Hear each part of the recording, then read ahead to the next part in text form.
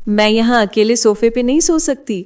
अगर इतना डर लग रहा है तो यहाँ आ जाओ, मुझे कोई दिक्कत नहीं है। हाँ, तुम्हें जरूर होगी।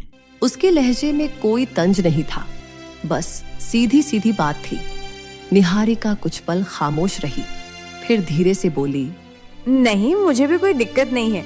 तुम मेरे पति हो, मैं तुम्हारे साथ लेट सकती हूँ। उसके शब्दों में झिझक थी, मगर फैसला जैसा भी था। वह धीरे धीरे चलते हुए बेड के पास पहुंची और बेड के कोने पर बैठ गई। कुछ देर बाद वह लेट गई। उसका दिल जोर जोर से धड़क रहा था। पास ही एक मर्द सो रहा था। यह एहसास ही उसे अजीब सी हालत में डाल रहा था। वह आंखें बंद किया बस लेटी रही। कब नींद आ गई उसे पता ही नहीं चला। आधी रात को उसे अपने ऊपर किसी का हाथ महसूस हुआ। उसने अचानक आंखें खोली। कमरे में गहरा अंधेरा था और उसे एहसास हुआ कि कृष्णा उसके पास ही लेता है। उसका हाथ निहारिका पर रखा हुआ था। निहारिका घबराकर सिमट गई। तभी कृष्ण ने उसे अपनी ओर खींच लिया।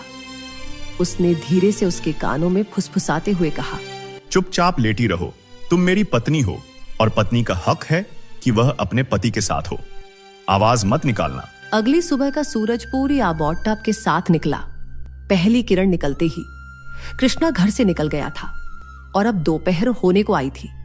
वह अभी तक वापस नहीं लौटा था।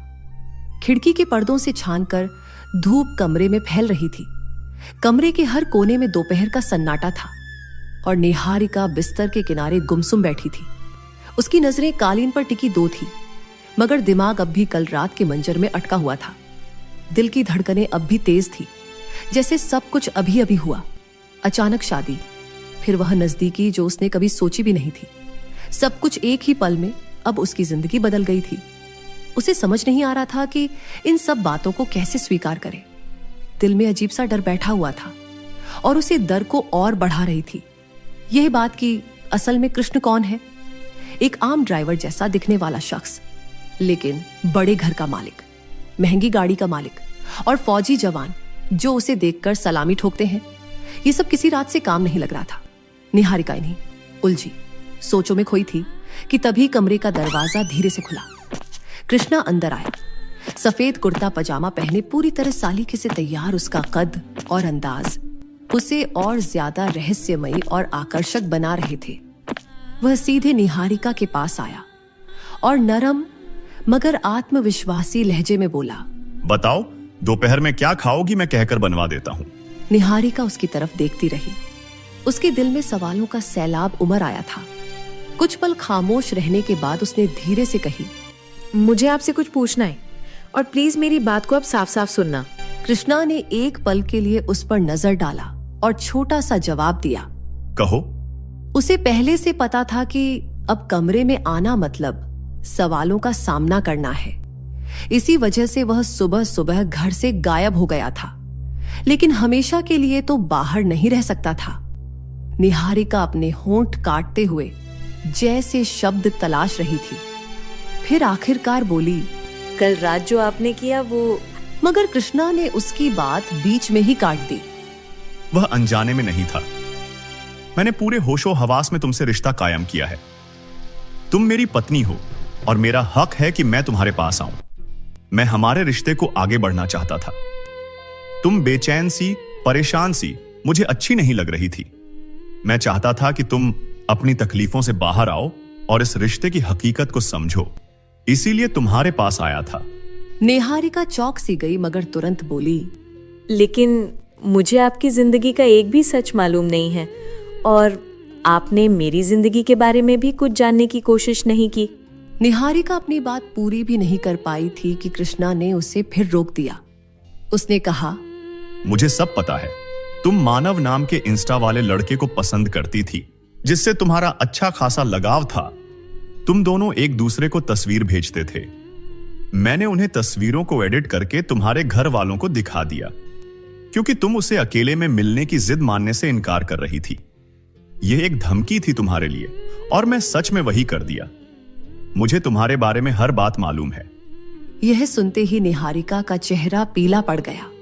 उसकी आंखों में हैरत और डर दोनों उतर आए। कांपती आवाज में उसने कहा, आपको ये सब कैसे पता चला? मैं तो ये बात किसी को भी नहीं बताई थी। कमरे में एक पल के लिए गहरी खामोशी छा गई। कृष्णा ने नजरें झुका ली और गंभीर आवाज में बोला, मैं एक फौजी हूं और साथ ही सीक्रेट एजेंट भी। मैं आसानी से किसी भी इंसान की जानकारी निकाल सकता हूं। मैं तुम्हारे घर एक मिशन के लिए आया था। उस इलाके में एक बहुत संवेदनशील ऑपरेशन चल रहा था, जिसकी रिपोर्ट्स मुझे अपने हेडक्वार्टर में देनी थी। मुझे वहां रहने के लिए और अपनी पहचान को छुपाने के लिए कोई सुरक्षित जगह चाहिए थी, और इसीलिए मैंने तुम्हारे घर का चुनाव किया। इस सब से पहले मैंने तुम सबके मोबाइल हैक किया, तुम सबकी जिंदगी जानी और फिर तुम्हारे करीब आया। मुझे माफ करना, लेकिन यही सच्चाई है। यह कहकर वह उसके जवाब का इंतजार किए बिना ही सीधे दरवाजे की ओर बढ़ा और फिर कमरे से बाहर चला गया। निहारिका वहीं बैठी रह गई। उसका दिमाग जैसे शून्य हो गया था। बाहर धूप अभी भी पर्दों से छानकर कमरे में आ रही थी, मगर उसके अंदर अजीब सी ठंडक और अंधेरा भर चुका था।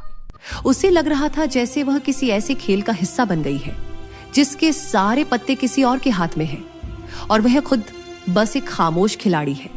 वक्त तेजी से बीत रहा था। 2 दिन बाद कमरे का माहौल बहुत ज्यादा हल्की थी। रोशनी छत पर टंगे बल्ब से चारों तरफ फैल रही थी। निहारिका सोफे के कोने पर सिमटी बैठी थी। उसने अपने हाथ गोद में कसकर पकड़ रखे थे और आंखों से बहते आंसू उसके गालों पर गली लकीरें बना रहे थे। थोड़ी देर पहले ही वह नीचे गई थी। उसे उम्मीद थी कि शायद घर वाले थोड़े नरम हो जाएंगे, मगर कृष्ण की मां वैशाली जी के सख्त बोल और अपमान भरे लहजे ने उसकी सारी हिम्मत तोड़ दी। उसके कदम खुद ब खुद ऊपर के कमरे में लौट आए और वह चुपचाप सोफे पर आकर बैठ गई। कुछ ही देर बीती थी कि दरवाजा खुला और कृष्णा अंदर आया। उसकी नजरें सीधा निहारिका के चेहरे पर गई। उसकी आंखें लाल थी, चेहरे पर बेबसी थी और होठों पर खामोशी का ताला। यह देखकर कृष्णा एक पल रुका और फिर गहरी सांस लेकर उसके पास बैठ गया। कुछ लम्हों के बाद उसने उसकी ओर देखते हुए कहा, किसने कहा था तुम्हें कि कमरे से बाहर जाने को? मैंने तुम्हें मना किया था ना कि यह लोग तुम्हें कभी स्वीकार नहीं करेंगे। लेकिन क्यों नहीं करेंगे स्वीकार? मैं उनका क्या बिगाड़ा है? मैंने तो कोशिश भी की सबसे अच्छी तरीके से सबके साथ पेश आऊं। फिर आपकी माँ और घर वाले मुझसे नफरत क्यों करते हैं? कृष्णा कुछ पल खामोश रहकर उसे देखता रहा, जैसे सोच रहा हो कि सच बताना ठीक होगा या नहीं। फिर धीरे से बोला, असल में जिस औरत ने तुम्हें डांटा वह मेरी सौतेली माँ है। मेरे पापा मुकेश जी मेरे अपने सगे बाप हैं, लेकिन वह सिर्फ अपनी पत्नी की सुनते हैं। उनके लिए उनकी राय ही सब कुछ है। निहारिका चौंकी, मगर कुछ बोली नहीं।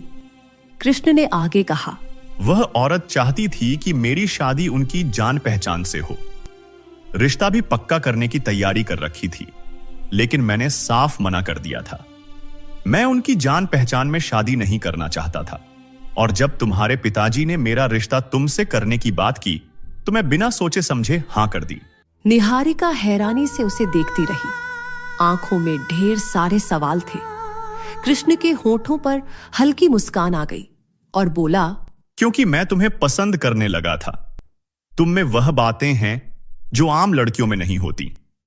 तुम्हारी जगह कोई और होती तो अब तक हार मानकर खुद को खत्म कर लेती, लेकिन तुम हिम्मती हो, मजबूत हो, और यही चीज मुझे अच्छी लगती है।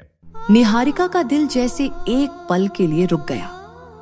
कृष्ण की आंखों में सच्चाई झलक रही थी और उसके लहजे में वह नमी थी जो उसने काम ही महसूस की थी। कृष्णा और बोला, तुम अकेली नहीं हो, मैं तुम्हारे साथ हूं। हर हाल में चाहे जितनी भी मुश्किलें आए, तुम्हें उनका सामना अकेले नहीं करना पड़ेगा। निहारिका की आंखों से आंसू बह रहे थे, लेकिन इस बार उसके चेहरे पर हल्की मुस्कान भी थी। कमरे का बोझलपन जैसे थोड़ा सा हल्का हो गया था। उसने धीरे से कहा, और कोई बात है?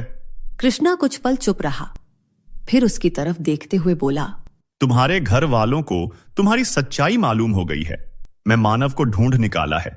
उसने खुद सब कुछ उनके सामने कबूल कर लिया है। वह तस्वीर भी दिखाई जो किसी और लड़की की थी। बस तुम्हारा चेहरा वहां एडिट किया गया था।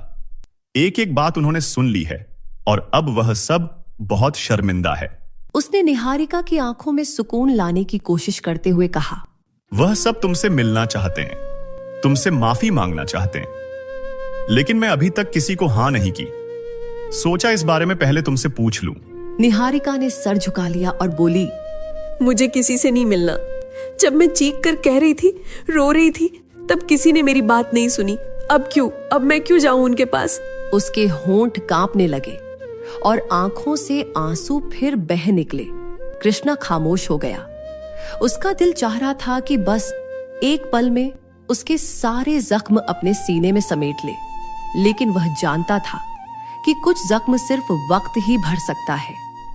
निहारिका बोली, कुछ ऐसे लोग जो माँ बाप बनने के काबिल नहीं होते, लेकिन वो भी बच्चों को पैदा कर लेते हैं और फिर अपने बच्चों पर विश्वास नहीं करते और जरा सी गलतियों पर उन्हें कटघरे में खड़ा कर देते हैं। वो कभी उनकी इच्छाओं को नहीं समझते, वो कभी उन्हें नहीं समझते और उनकी जिंदगी बर्बाद कर देते हैं। कृष्णा, हम अपने बच्चों की परवरिश अच्छे से करेंगे और उनकी सारी इच्छाओं को सही वैल्यू भी देंगे। वो क्या कहना चाहते हैं उसे सुनेंगे और जो बातें उनके हक की होगी उन्हें समझेंगे भी।